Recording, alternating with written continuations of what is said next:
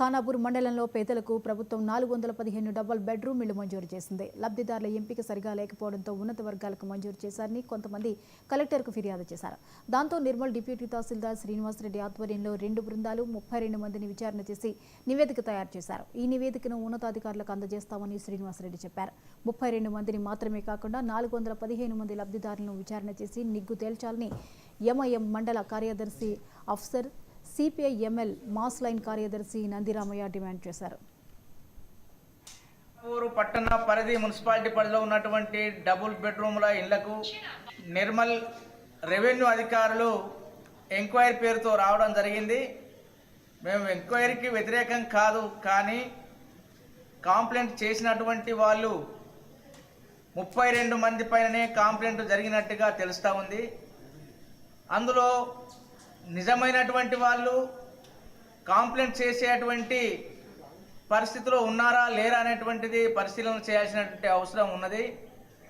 లేనటువంటి వాళ్ళు కూడా ఈ 32 మందిలో ఉన్నారనేటువంటిది తెలుస్తూ ఉన్నది. వాళ్ళు ఈ సర్వే పేరుతోటి ఏం జరుగుతుందని చెప్పేసి భయాందోళనకు గురవుతున్న పరిస్థితి ఉంది.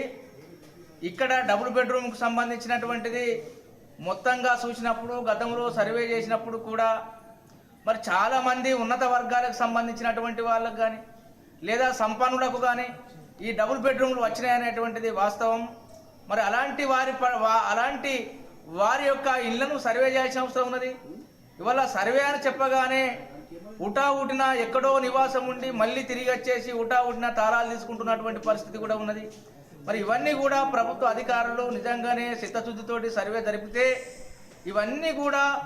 ఇవన్నిటిపైన కూడా ఎవరు సంపన్నులో, ఎవరు పేదవారో, ఎవరు రెక్కల కష్టం మీద ఆధారపడి ఉంటుందో, ఎవరు బిలో పవర్టీ లైన్కు దగ్గరగా ఉన్నారో, మరి ఎవరు అర్హులో కాదు అనేటువంటి విషయాన్ని కూడా స్పష్టంగా అధికారులు తెలుసుకోవాల్సిన అవసరం ఉన్నది. ఖానాపూర్ పట్టణ పరిధి మున్సిపాలిటీ పరిధిలో ఉన్నటువంటి డబుల్ బెడ్రూమ్ల ఇళ్లకు నిర్మల్ రెవెన్యూ అధికారులు ఎంక్వైరీ పేరుతో రావడం జరిగింది.